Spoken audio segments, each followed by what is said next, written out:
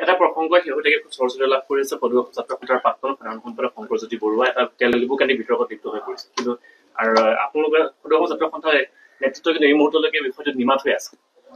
চাওক দুলিয়াজানৰ petrol pump এটা কেন্দ্ৰ কৰি যিটো বিষয় উত্থাপন হৈছে দুটা ব্যৱসায়িক গোষ্ঠীৰ মাজত এটা পেট্ৰল পাম্পক লৈ ব্যৱসায়িক সংঘাত কোনোবা এগৰাকী সিং উপাধিৰ বিহাৰী সম্প্ৰদায়ৰ এগৰাকী ব্যৱসায়ী আৰু চাহি উপাধিৰ বিহাৰী সম্প্ৰদায়ৰ আন এগৰাকী ব্যৱসায়ীৰ মাজত এটা পেট্ৰল পাম্প দখলক লৈ হোৱা এখন ব্যক্তিগত কাজিয়াত নিজৰ চিন্তা নিজৰ সময় আৰু নিজৰ শক্তি সদৌ অসম ছাত্ৰ সন্থাই খৰচ কৰাৰ কোনো অৰ্থ নাই গতিকে দুটা ব্যৱসায়িক গোষ্ঠীৰ মাজত হোৱা এই ব্যৱসায়িক সংঘাত ছাত্ৰ সন্থাৰ বিষয়বস্তু হ'ব নোৱাৰে কাৰণে ছাত্ৰ সন্থাই এই বিষয়ত চিন্তা কৰাৰ এই বিষয়ত সময় শক্তি অপচয় কৰাৰ কিবা অৰ্থ আছে বুলি অনুভৱ কৰা নাই প্ৰমাণমূলক মন্তব্য কৰা তাক লৈ বিভিন্ন দল সংগঠনে সেইটো আছে সমান্তৰাল প্ৰসংগটো এইকাৰণে উত্থাপন হৈছে যেটো শংকৰজ্যোতি বৰুৱা সদৌ অসম ছাত্ৰ সন্থাৰ প্ৰাক্তন সাধাৰণ সম্পাদক যিগৰাকী ব্যক্তিৰ কথা আপোনালোকে উল্লেখ কৰিছে তেখেত সদৌ অসম ছাত্ৰ সন্থাৰ এগৰাকী সদস্যাক বিয়াৰ প্ৰলোভনেৰে যৌন শোষণ চলোৱাৰ অভিযোগত অভিযুক্ত হৈ ছাত্ৰ সন্থাৰ মজিয়াৰ পৰা বহিষ্কাৰ হোৱাৰ ভয়ত ছাত্ৰ সন্থাই এৰি যাব লগা হৈছিল গতিকে ছাত্ৰ সন্থাৰ এগৰাকী সদস্যাক যৌন শোষণ চলোৱাৰ অভিযোগত যিগৰাকী ব্যক্তি অভিযুক্ত ছাত্ৰ সন্থাৰ সেই সদস্যগৰাকী এতিয়াও সংগঠনটোত আছে তেওঁ এতিয়াও আদালতৰ দুৱাৰ টুকুৰিয়াই আছে আদালতত আইনী যুঁজ চলি আছে এতিয়াও সদৌ অসম ছাত্ৰ সন্থাই সেই ঘটনাৰ সন্দৰ্ভতে গঠন কৰি দিয়া 10 জনীয়া তদন্ত সমিতিয়ে প্ৰথম প্ৰতিবেদন দাখিল কৰিছে দ্বিতীয়খন প্ৰতিবেদন দিবলৈ এতিয়াও বাকি আছে য'ত সেই ব্যক্তিগৰাকী সন্দৰ্ভত কেতবোৰ গুৰুতৰ অভিযোগ উত্থাপন কৰা হৈছে গতিকে ছাত্ৰ সন্থাৰ এগৰাকী সদস্যক বিয়াৰ প্ৰলোভনেৰে সৈতে যৌন শোষণ চলোৱাৰ অভিযোগত অভিযুক্ত এগৰাকী ব্যক্তিৰ সপক্ষে ছাত্ৰ সন্থাৰ স্থিতি থকাৰ কোনো প্ৰশ্নই আহিব নোৱাৰে আৰু সেই কাৰণে ছাত্ৰ সন্থাই তেখেতৰ সপক্ষে স্থিতি ল'ব বুলি আশা কৰাটো অনুচিত কাৰণ আমাৰ ঘৰৰ এগৰাকী ছোৱালী সেই ছাত্ৰীগৰাকীৰ মাকে কৰা ফোনটো সেই ছাত্ৰীগৰাকীৰ মাকে সময়ে সময়ে আমাৰ সৈতে পতা কথা বতৰাবিলাক আমাৰ মনত এতিয়াও বিধি থাকে যে মোৰ ছোৱালীজনীক আচু কৰিবলৈ পঠিয়াইছিলো তাইৰ লগত কিয় এনেকুৱা হ'বলৈ পালে তোমালোকে তাইক ন্যায় দিব নোৱাৰিলা সেই ছাত্ৰীগৰাকী আজিও ছাত্ৰ সন্থা কৰি আছে দেখিছো বহুতে ছাত্ৰ সন্থাৰ এই সন্দৰ্ভত এটা স্থিতি আশা কৰিছিলে কিন্তু নিজৰ ঘৰৰ এগৰাকী সদস্যাক যৌন শোষণৰ অভিযোগত অভিযুক্ত এগৰাকী ব্যক্তিৰ সপক্ষে ছাত্ৰ সন্থাই স্থিতি লোৱাৰ কোনো প্ৰশ্নই আহিব নোৱাৰে এই সন্দৰ্ভত বহুজনে আমাক সমালোচনা কৰাও পৰিলক্ষিত হৈছে সামাজিক মাধ্যমত বিভিন্ন ধৰণৰ কথা বতৰা আলোচনা হৈছে সকলোৱে নিজে এবাৰ সেই কথাটো উপলব্ধি কৰিলেই হ'ল নিজৰ ঘৰৰ এগৰাকী যুৱতী নিজৰ পৰিয়ালৰ এগৰাকী সদস্যা আৰু কেৱল প্ৰেমৰ সম্পৰ্ক নহয় বিয়াৰ প্ৰলোভনেৰে সৈতে যৌন শোষণৰ অভিযোগত অভিযুক্ত তেনে প্ৰেক্ষাপটত সদৌ অসম ছাত্ৰ সন্থাই সেইগৰাকী অভিযুক্ত ব্যক্তিৰ প্ৰতি কোনো ধৰণৰ অনুকম্পা দেখুওৱা কোনো ধৰণৰ স্থিতি প্ৰকাশ কৰাৰ কোনো প্ৰশ্নই থাকিব নোৱাৰে আৰু ছাত্ৰ সন্থাৰ পৰা সেইটো আশা নকৰিবলৈহে সকলোকে অনুৰোধ জনাইছো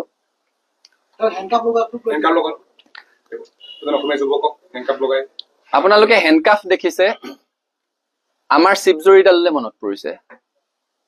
সেই ছাত্ৰীগৰাকী যিদিনাখন হস্পিটেলত ভৰ্তি হৈছিলে এগৰাকী ছাত্ৰ সন্থাৰ সদস্যা যেতিয়া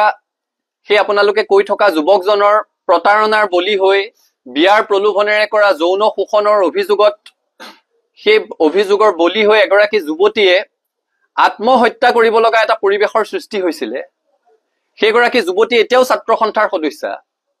তেওঁ ন্যায় বিচাৰি আজিও ছাত্ৰ সন্থাৰ মজিয়াত মাত মাতি আছে তেওঁ ন্যায় বিচাৰি আজিও আদালতৰ মজিয়ালৈ গৈ আছে আজিও তেওঁ মানসিকভাৱে ভাঙি আছে গতিকে যেতিয়া হেণ্ডকাফৰ কথা কয় আমাৰ সেই শিৱজৰীডাললৈ মনত পৰে বহুতে প্ৰশ্ন কৰি আছে যে প্ৰাক্তনসকলৰ প্ৰতি আপোনালোকৰ কোনো দায়বদ্ধতা নাই আপুনি এই প্ৰশ্নটো সোধাৰ কাৰণে মই ভাল পাইছো সদৌ অসম ছাত্ৰ সন্থাৰ সৈতে ছাত্ৰ সন্থাৰ প্ৰাক্তনসকলৰ সন্মান আৰু দায়বদ্ধতাৰ সম্পৰ্ক আমি তেওঁলোকক সন্মান কৰো তেওঁলোকে মাতৃ সংগঠনটোক সন্মান কৰে তেওঁলোক মাতৃ সংগঠনটোৰ প্ৰতি দায়বদ্ধ আমিও অৰাজনৈতিকভাৱে মৰ্যাদা সহকাৰে জীৱন নিৰ্বাহ কৰি থকা প্ৰতিগৰাকী ছাত্ৰ সন্থাৰ প্ৰাক্তনৰ প্ৰতি আমাৰ সন্মান আছে আমি তেওঁলোকৰ প্ৰতি দায়বদ্ধ কিন্তু ছাত্ৰ সন্থাৰ মজিয়াত অতীজৰে পৰা এটা পৰম্পৰা চলি আছে যে ছাত্ৰ সন্থাৰ পৰা যদি কোনোবাই ছাত্ৰ সন্থাৰ অহিত কাম কৰি বহিষ্কৃত হয় তেওঁলোকে ছাত্ৰ সন্থাৰ প্ৰাক্তন হিচাপে সেই মৰ্যাদাটো নাপায় এই যিগৰাকী ব্যক্তি ছাত্ৰ সন্থাৰ এগৰাকী সদস্যাক যৌন শোষণৰ অভিযোগত অভিযুক্ত তেওঁ বহিষ্কাৰ হোৱাৰ ভয়ত ছাত্ৰ সন্থা ত্যাগ কৰি গুচি যাবলগীয়া হৈছিলে গতিকে মই সকলোকে অনুৰোধ কৰিম ছাত্ৰ সন্থাৰ লাখ লাখ প্ৰাক্তন কৰ্মকৰ্তাক যৌন শোষণৰ অভিযোগত অভিযুক্ত হৈ বিয়াৰ প্ৰলোভনেৰে নিজৰ কামনা চৰিতাৰ্থ কৰাৰ অভিযোগত অভিযুক্ত হৈ ছাত্ৰ সন্থাৰ পৰা বহিষ্কাৰ হোৱাৰ ভয়ত ছাত্ৰ সন্থা এৰি গুচি যাবলগীয়া হোৱা এগৰাকী সদস্যৰ সৈতে তুলনা নকৰিবৰ কাৰণে মই সকলোকে অনুৰোধ কৰিম। ছাত্ৰ সন্থাৰ প্ৰাক্তনসকলে মৰ্যাদা সহকাৰে জীৱন নিৰ্বাহ কৰি আছে। কোনোবা খুব প্ৰতিষ্ঠিত হৈছে, কোনোবা প্ৰতিষ্ঠিত হ'ব পৰা নাই, দুবেলা দুসাঁজ কষ্টৰে খাই আছে, কিন্তু কোনো অনা অসমীয়া ব্যৱসায়ীৰ হৈ পেট্ৰল পাম্প দখল কৰিব গৈছে বুলি অভিযোগত আজিলৈকে কোনো প্ৰাক্তন ছাত্ৰ সন্থাৰ নেতা অভিযুক্ত হোৱা নাই। গতিকে প্ৰাক্তনসকলক তেখেতৰ সৈতে তুলনা কৰি একাকাৰ নকৰিবৰ কাৰণে সকলোকে অনুৰোধ জনাইছো। ছাত্ৰ সন্থাৰ পৰা মৰ্যাদা সহকাৰে বিদায় লোৱা আৰু সমাজত মৰ্যাদা সহকাৰে জীৱন ধাৰণ কৰি থকা ছাত্ৰ সন্থাৰ প্ৰতিগৰাকী প্ৰাক্তন কৰ্মকৰ্তাৰ প্ৰতি ছাত্ৰ সন্থাৰ সন্মান আছে, সমীহ আছে, ভালপোৱা আছে, দায়বদ্ধতা আছে। কিন্তু আপোনালোকৰ এনে স্থিতিৰ বিপৰীতে কিন্তু বহু প্ৰাক্তন ছাত্ৰ নেতাই তেওঁ সপক্ষত থিয় দিয়া পৰিলক্ষিত হৈছে। সকলোৰে নিজস্ব অধিকাৰ আছে, আমি কৈছোৱে সকলোৰে নিজস্ব অধিকাৰ আছে। ছাত্ৰ সন্থাৰ বৰ্তমান আমি নেতৃত্বত আছো। এগৰাকী ছাত্ৰ সন্থাৰ সদস্যা সেই ব্যক্তিগৰাকীৰ বিয়াৰ প্ৰলোভনেৰে যৌন শোষণৰ অভিযোগ তুলিছে। সেই অভিযোগৰ ভিত্তিত সেইগৰাকী ব্যক্তিয়ে ছাত্ৰ সন্থাৰ পৰা এক প্ৰকাৰ পলাই যাব লগা পৰিৱেশৰ সৃষ্টি হৈছিলে বহিষ্কাৰ হোৱাৰ ভয়ত। তেনে প্ৰেক্ষাপটত ছাত্ৰ সন্থাই তেখেতৰ হৈ স্থিতি লোৱাটো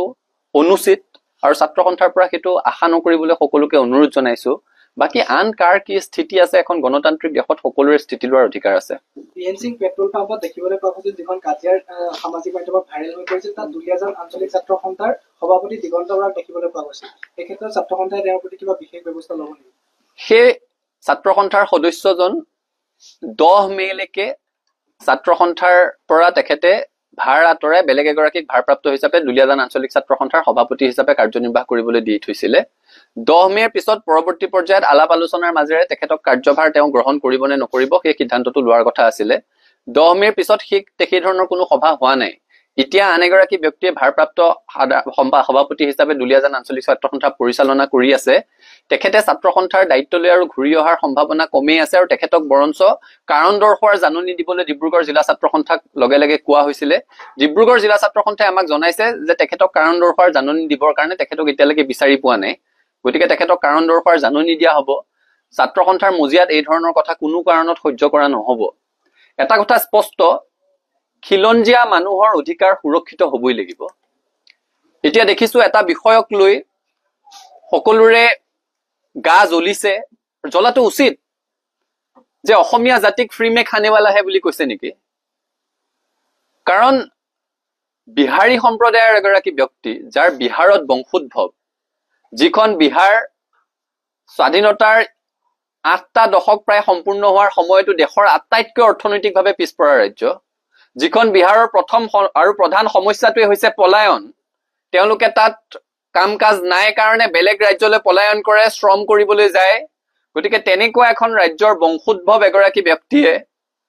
অসমৰ মানুহে ফ্ৰী মে খানেৱালাহে বুলি কোৱা কথাটো কোনো কাৰণত গ্ৰহণযোগ্য নহয়। আৰু যদি জাতিটোৰ প্ৰতি তেনে বিৰূপ মন্তব্য কৰিছে তেতিয়াহ'লে আৰক্ষীয়ে ব্যৱস্থা গ্ৰহণ কৰিব লাগে। আৰক্ষীয়ে তেওঁক সোধপোছ কৰিবলৈ লৈ গৈছিলে, আটক কৰিছিলে, এৰি দিছে এতিয়া। আৰক্ষীয়েও স্থিতি স্পষ্ট কৰা উচিত আচলতে সেই যুৱতীগৰাকীয়ে কি ক'লে তাত। অসমীয়া জাতিক লৈ যদি এই অপমান কৰিছে, কোনো জাতীয় সংগঠনক লৈ যদি এই অপমান কৰিছে, তেতিয়াহ'লে তাৰ বিহিত ব্যৱস্থা গ্ৰহণ কৰিব লাগিব। কিন্তু যদি তেওঁলোকৰ পেট্ৰল পাম্পটো দখল কৰিব যোৱা বুলি যিটো অভিযোগ উত্থাপন কৰিছে, সেই পেট্ৰল পাম্প দখল কৰিবলৈ যোৱা সেই তেওঁলোকৰ প্ৰতিদ্বন্দ্বী ব্যৱসায়িক গোষ্ঠীটো বা সেই ব্যৱসায়িক গোষ্ঠীটোৰ হৈ যোৱা কোনোবা ব্যক্তিক কৈছিলে তেওঁলোকে কিন্তু জাতিটোক প্ৰতিনিধিত্ব নকৰে, তেওঁলোকে কোনো জাতীয় সংগঠনকো প্ৰতিনিধিত্ব কৰিব নোৱাৰে। গতিকে কাৰ কথা কৈছে এইটো স্পষ্ট হ'ব লাগে। আৰু যদি জাতিটোক লৈ কৈছে কোনো কাৰণত গ্ৰহণযোগ্য নহয়, চৰকাৰে বিহিত ব্যৱস্থা গ্ৰহণ কৰিবৰ কাৰণে আমি দাবী জনাইছো।